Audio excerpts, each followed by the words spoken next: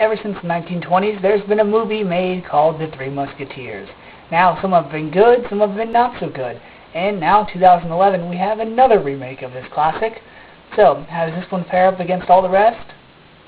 Well, let me just say that if this movie is remade again, that the budget's a lot bigger, the stars are better, the CGI is better, the acting is better, the storyline is better, and the direction is better. Now this year, at the helm of Alexander Dumas' classic, The Three Musketeers, we have the director Paul W.S. Anderson, who brought us Mortal Kombat, the Resident Evil movies, and Death Race. And this version of the movie stars the director's wife, Milla Jovovich, and Matthew McFadden, Ray Stevenson, Luke Evans, Logan Lerman, Orlando Bloom, Christoph Waltz, and Mads Mikkelsen. I don't know about the rest of you, but when I saw the trailer to this movie, I thought, okay, we're going to have a remake of The Three Musketeers, but this time it's going to be a Three Musketeers with a lady musketeer, and I'm glad that wasn't the case. They stuck to the characters of the Three Musketeers, the Musketeers, and Lady de Winter, the Cardinal, the King, and even the villain Rochefort, but they changed this story up a bit. Let's start with the acting. For the three classic characters of the Musketeers, Athos, Aramis, and Porthos, we have Matthew McFadden from Robin Hood, Luke Evans, also from Robin Hood, and Ray Stevenson as Porthos, who, to me, stood out the best among the three characters. Matthew McFadden, as the leader of the Musketeers, wasn't very impressive at all. His lines were bland. He didn't stand out. Ray Stevenson, on the other hand, was the star of the group. He was funny. He had the best lines. Every time he was on screen, I paid attention. Luke Evans as Aramis, he was very quiet. He was very, off to the side. His role wasn't very big. Wasn't impressed with this group that is the Musketeers. They didn't even look like Musketeers. They fought with swords, sure, and called themselves Musketeers, but they didn't impress me at all. That was the first flaw of this movie. Milla Jovovich as Lady de Winter.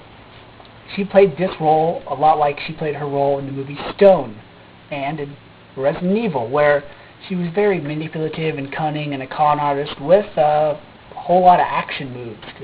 There were a lot of slow motion parts in this movie, and a couple of them featured her. The other ones were with the fight scenes with the Musketeers, which the slow motion didn't really work because it was slow motion after somebody was hit, not before and not during, so you really couldn't see what the blow did. Anyways, then you have Christoph Waltz, great actor, but unfortunately he played the Cardinal a lot like he plays his other roles, where he talks very calmly and he's very calm and nice to you, but he's also very cunning, like a snake in the grass. Orlando Bloom as Buckingham.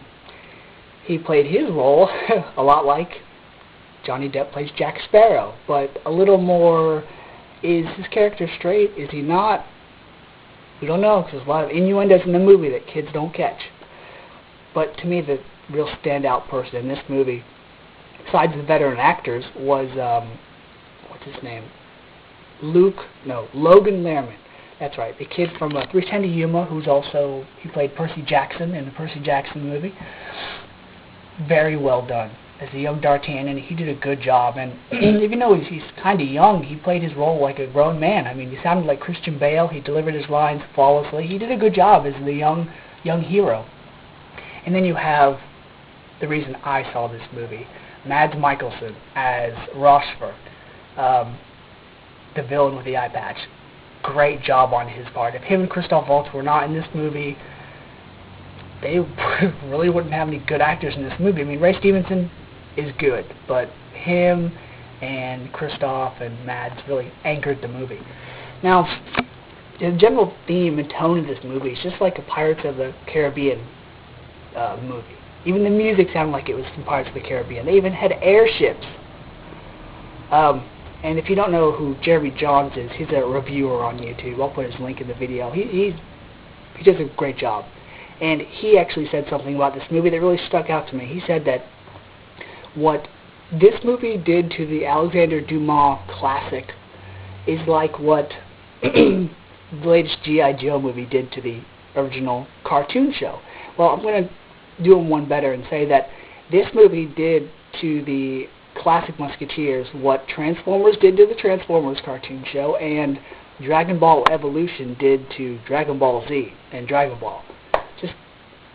the characters of their roots were in this movie, but it wasn't the same, and that's what hurt it the most. It didn't feel like a Musketeers movie. It wasn't dramatic, and it wasn't a comedy. It was right there in between. So if you like the great Musketeers movies, like the 1973, 1974 movies, to me are the best, with Michael York, Christopher Lee, Oliver Reed, check those out. If you like Man in the Iron Mask, it's another good one. Not really a Musketeer movie, but it's good. But if you liked the movie The Musketeer with Tim Roth, and the 1993 version of Musketeers, still good, not great, check this movie out, because I left the theater going, alright, well, guess I got to see Mads Mikkelsen, and that was it. It really didn't benefit me seeing this movie at all, because it was like I just watched Pirates of the Caribbean mixed with, I don't know, Resident Evil, without zombies, but zombies for actors, because the acting wasn't that great. Anyways, if I had to rate this movie from a 1 to a 5, I'm going to give it a 2, 2.5. It was bad. Highlights, once again, Mads Mikkelsen, he's got the eye patch, so when he's on screen, watch the movie. Any other time, you can go eat a sandwich or go get refreshments or something, because it's not much. Alright, so, sorry to rant. Until next time, guys, see ya.